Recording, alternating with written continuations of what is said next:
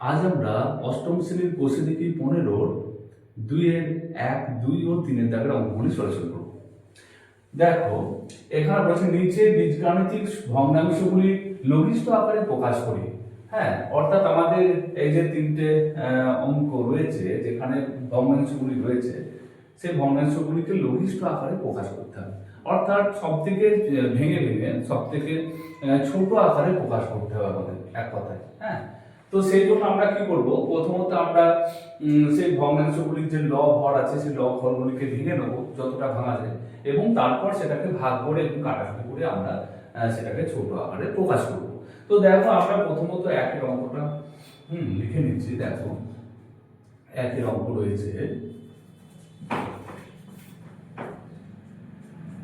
একের অঙ্ক রয়েছে 63 a cube b to the power 4, বা নিচে হচ্ছে কত 77 b টু দি পাওয়ার 5। তাহলে দেখো যদি আমরা ভগ্নাংশগুলো এই এই লব হরকে ভেঙে নিই, তাহলে লবে কত আছে দেখো 63, তাহলে 7 আর 9 ভাঙলে হচ্ছে 7 ইনটু 9, আর এখানে a কিউবকে যদি ভাঙি তাহলে a ইনটু a, আর b4 b to the power 4 কে ভাঙলে b into b into b into b, চারটে। তাহলে আমরা ভেঙে নিলাম। এবার 70 যদি আমরা ভাগি তাহলে 7 11 77, তাহলে 7 ইনটু 11 ইনটু দেখো b টু দি পাওয়ার 5 মানে b into b into b into b into b। হ্যাঁ, এবার দেখো আমরা কাটাকাটি করব। দেখো 7 7 কেটে যাচ্ছে, তারপর এখানে b a নেই, শুধু b রয়েছে। b কটা আছে 1 2 3 4, এখানে 1 2 3 4। এবার যেগুলো থাকছে সেগুলো আমরা বসিয়ে নেব। দেখো এখানে কত থাকছে 9 থাকছে, উপরে 9 বসিয়ে দিলাম। আর এখানে তিনটে a রয়েছে, তাহলে আমরা তিনটে a কে একবারে গুণ করে সেখানে লিখে নেব, যেমন a কিউব হয়ে যাবে। দেখো এখানে a কিউব, আর এখানে দেখো 11 আর একটা b রয়েছে, সুতরাং আমরা এখানে লিখতে পারি 11b।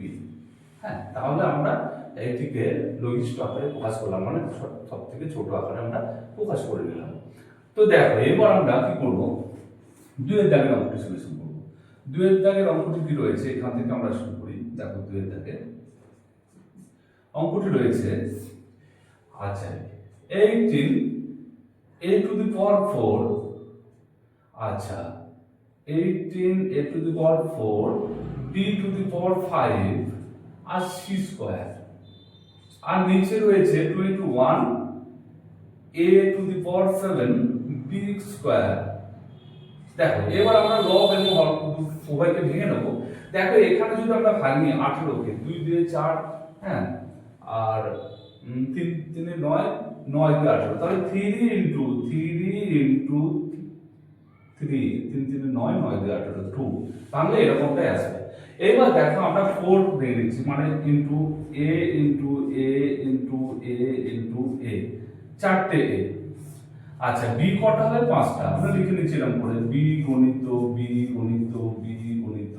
এগুলো যদি ভাগ করে নিলে হয়, তো আমরা এখানে ভেঙে ভেঙে দেখাচ্ছি। আচ্ছা 3টে b b আর 4টে b 5টা b ইনটু c হচ্ছে দুটো c ইনটু c, একটু ভেঙে দেখালাম। এখানে দেখো 2 ইনটু 1, তাহলে 3 ইনটু 7 3 ইনটু 7 3 7 21। এবার a টু দি পাওয়ার 7 রয়েছে, তার মানে a 7টা, একটা দুটো তিনটে চারটে 5টা 6টা 7টা। এবার b কটা b স্কয়ার, তাহলে b দুটো b গণিত b। এবার দেখো যেগুলো কেটে যাচ্ছে, এখানে a 4 রয়েছে আর এখানে 7, তাহলে 1 2 3 4, এখানে 1 2 3 4, এখানে 5টা রয়েছে আর এখানে নিচে দুটো, তাহলে দুটো কাটবে, একটা দুটো আর এখানে একটা দুটো। আর তারপরে সি উপরে রয়েছে তো নিচে নেই, আবার এ যেগুলো বেশি রয়েছে সেগুলো তো উপরে, ম্যাক্সিমাম 4টে ছিল, সেই জায়গায় তার বেশি আর কাটতে পারি না আমরা। এবার দেখো আমরা গুণ করে নিয়ে যেটা অ্যান্সার হবে সেটা লিখবো। দেখো আর একটা বিষয়, এখানে দেখো 3 3 কেটে যাচ্ছে 3 3, তাহলে উপরে হয়ে যাচ্ছে 3 2 6, উপরে 6 গুণ করে নিচ্ছি। আর a কটার পরে রয়েছে, a দেখো পড়ে নেই, b হচ্ছে পড়ে রয়েছে একটা দুটো তিনটে, তাহলে b কিউব করে দিচ্ছি b কিউব, আর c দুটো পড়ে রয়েছে c স্কয়ার। তাহলে 6bq c স্কয়ার, আর নিচে দেখো a পড়ে রয়েছে একটা দুটো তিনটে, তাহলে aq 7, নিচে 7 পড়ে রয়েছে, 7 লিখলাম aq। হ্যাঁ, তাহলে b এর জায়গাটা উঠে সলিউশন। এবার দেখো 3 এর কি রয়েছে, 3 এর অঙ্কটি রয়েছে x square minus 3x plus হচ্ছে 2 প্লাস 2। এবার দেখো নিচে রয়েছে x স্কয়ার মাইনাস হচ্ছে 1। তো দেখো উপরের এটিকে আমাদের যদি আমরা এখানে লঘিষ্ঠ আকারে প্রকাশ করি তাহলে কিন্তু আমাদের ভেঙে নিতে হবে। তো এটা ভেঙে নেওয়ার জন্য দেখছি আমরা এটা উৎপাদকে বিশ্লেষণ করা যায়, কারণ নিচেরটা দেখো সূত্র আকারে লেখা যাবে। তাহলে উপরটিকে আগে উৎপাদকে বিশ্লেষণ করতে করতে যাবো, আর সেই সঙ্গে নিচের সূত্রটা যেমন ভাবে সূত্রে ভাঙবে সেরকম ভাবে ভাঙতে হবে। দেখো উপরে কি হবে, তাহলে x স্কয়ার মাইনাস, এবার দেখো এখানে 2 রয়েছে, তাহলে এখানে ব্র্যাকেট দিয়ে আমরা এমন কিছু এখানে প্লাস সাইন রয়েছে, প্লাস সাইন বসালাম, দুটো সংখ্যা লিখবো, সেই সংখ্যা দুটো যোগফল 3 হবে আর সেই সংখ্যা দুটোর গুণফল 2 হবে। তাহলে 2 + 1 যদি করি আমরা, 2 + 1 মানে 2 এ কে 2 আর 2 এর একে 3। এখানে যখন x আছে x বসালাম, প্লাস হচ্ছে 2। এবার নিচে দেখো, নিচে আমরা কি করব, সূত্র আকারে লিখতে পারি এটাকে, যেমন x স্কয়ার আছে সেটাকে আমরা x প্লাস এটা স্কয়ার করতে হবে, মাইনাস 1 রয়েছে তার 1 কে আমরা স্কয়ার দিতে পারি। হ্যাঁ, তাহলে 1 * 1 সে একই হবে 1 তার স্কয়ার।